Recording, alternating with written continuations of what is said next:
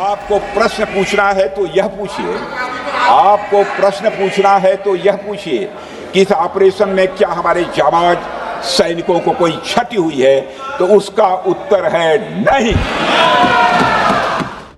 संसद के पवित्र पटल पर देश के रक्षा मंत्री सीना ठोक कर कहते हैं, ऑपरेशन में हमारे एक भी जवान की क्षति नहीं हुई। देश तालियां बजाता है। अध्यक्ष महोदय, लेकिन आज हकीकत की जो फाइल खुली है उसने पूरे देश को सन्न कर दिया है। 1, 2, 3 नहीं, पूरे 6 जवानों ने अपने जान की बाजी लगाई थी। सवाल यह है कि आखिर देश के रक्षा मंत्री ने देश से इतना बड़ा झूठ क्यों बोला, शहादत को क्यों छिपाया गया। 22 अप्रैल 2025 याद कीजिए, पहलगाम का वो आतंकी हमला जिसके बाद भारत ने पाकिस्तान और पीओके में बैठे आतंकियों को सबक सिखाने के लिए ऑपरेशन सिंदूर चलाया था। इस ऑपरेशन के बाद रक्षा मंत्री राजनाथ सिंह ने संसद में विपक्ष को ललकारते हुए कहा था कि हमारे किसी भी सैनिक को कोई नुकसान नहीं हुआ है। लेकिन आज सरकार के उस दावे की धज्जियां उड़ गई हैं। नेशनल वॉर मेमोरियल की वेबसाइट चीख कर बता रही है कि ऑपरेशन सिंदूर में हमारे 6 वीर सपूतों ने अपना सर्वोच्च बलिदान दिया। आज विपक्ष सरकार से पूछ रहा है कि क्या शहादत को छिपाना ही इस सरकार का नया राष्ट्रवाद है। देश की रक्षा के लिए जान गंवाने वालों के नाम अब नई दिल्ली के नेशनल वॉर मेमोरियल के त्याग चक्र की ग्रेनाइट की दीवारों पर हमेशा के लिए दर्ज हो रहे हैं। सरकार ने आखिरकार मान लिया है कि ऑपरेशन सिंदूर में भारतीय सेना के 5 और वायुसेना के 1 जवान ने शहादत दी थी। ये वीर सपूत हैं सूबेदार मेजर पवन कुमार, राइफलमैन सुनील कुमार, लांस नायक दिनेश कुमार, अग्निवीर मोड मुरली नायक, हवलदार सुनील कुमार सिंह, सार्जेंट सुरेंद्र कुमार जो भारतीय वायुसेना से थे। अब जरा फ्लैशबैक में चलिए। संसद का सत्र चल रहा था और रक्षा मंत्री राजनाथ सिंह विपक्ष को पूरे आत्मविश्वास के साथ ललकार रहे थे। उनका कहना था, आपको प्रश्न पूछना है तो पूछिए कि क्या इस ऑपरेशन में हमारे जवानों को कोई क्षति हुई, तो उसका उत्तर है नहीं।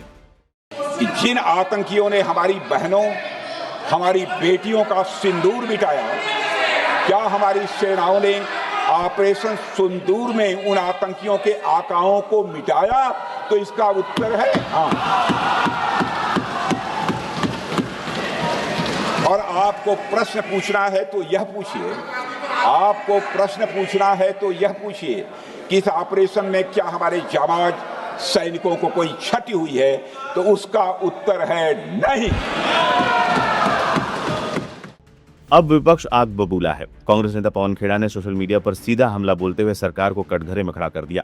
खेड़ा ने एक्स पर लिखा, सिर्फ 2 ही संभावनाएं हैं, या तो रक्षा मंत्री ने जब संसद को संबोधित किया था तो उनको ये जानकारी ही नहीं थी कि 6 सैनिक शहीद हो चुके हैं। यदि ऐसा है तो ये उस मंत्री पर गंभीर प्रश्न चिन्ह है जिसे उसी मंत्रालय के मामले में जानकारी नहीं है जिसका वो नेतृत्व कर रहे हैं, या फिर उन्हें सच्चाई मालूम थी और इसके बावजूद उन्होंने संसद को गुमराह करना चुना। ये उससे भी अधिक गंभीर है क्योंकि इससे ये सिद्ध होता है कि ये सरकार लोकतंत्र के मंदिर में शपथ के साथ देश से झूठ बोलती है।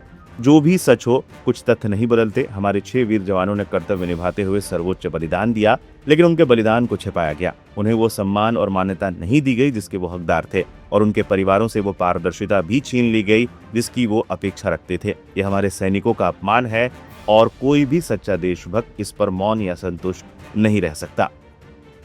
आज पूरा देश इन 6 वीर जवानों के बलिदान के आगे नतमस्तक है, लेकिन सरकार की मंशा पर कई तीखे सवाल उठ रहे हैं। आखिर किस मजबूरी में सरकार ने अपने ही वीर जवानों की शहादत को देश से छिपाया? सवाल नंबर 2, जिन जवानों ने देश के लिए जान दी उनके परिवारों से पारदर्शिता क्यों छीनी गई? सवाल नंबर 3, क्या अपनी राजनीतिक छवि बचाने या किसी ऑपरेशन को परफेक्ट दिखाने के लिए सैनिकों की शहादत का अपमान किया गया? सवाल नंबर 4, क्या रक्षा मंत्री राजनाथ सिंह देश और संसद से माफी मांगेंगे? अब सच जो भी हो, एक तथ्य कभी नहीं बदलेगा, हमारे 6 शूरवीरों ने अपना कर्तव्य निभाते हुए देश के लिए अपनी जान दे दी। भले ही सिस्टम में उनकी शहादत पर पर्दा डालने की कोशिश की हो, लेकिन त्याग चक्र की दीवारों पर सुनहरे अक्षरों में लिखे गए उनके नाम अब इस देश की स्मृतियों में हमेशा के लिए अमर हो गए हैं। राजनीति अपने फायदे के लिए सच को दबा सकती है, लेकिन एक सैनिक का बलिदान कभी नहीं छिपता। जय हिंद।